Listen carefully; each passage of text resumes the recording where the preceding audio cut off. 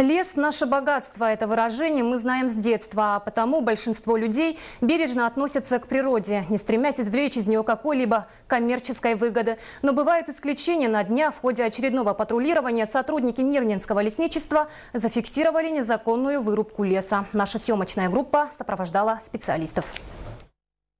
В окрестностях Мирного не так много мест, подходящих для отдыха на природе. Одно из них в районе ручья Хатат, примерно в 15 километрах от города по Ленской трассе. Однако сейчас это место не узнать. Вместо живописного леса – пустые поляны. Здесь их уже несколько.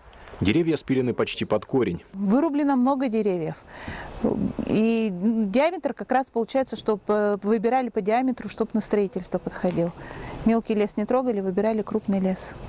Лесничим пришлось потратить не один час, чтобы зафиксировать ущерб, причиненный природе. Самое ближнее этой зимой, самое дальнее прошлым летом.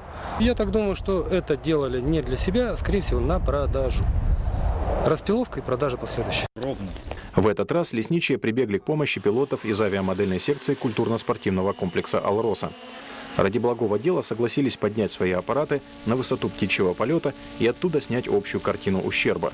Хорошо видно, что вырубка происходит вдоль дороги, что упрощает вывоз деловой древесины.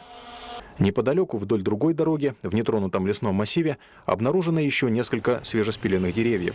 Очевидно, если не остановить нарушителей, скоро здесь образуется такая же незаконная деляна.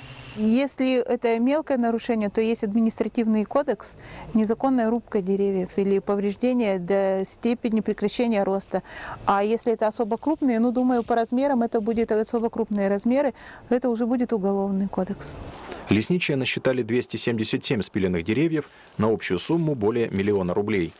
Нарушителя мы не увидели, на месте не было, поэтому мы обсчитываем, передаем в правоохранительные органы для дальнейшего расследования дела.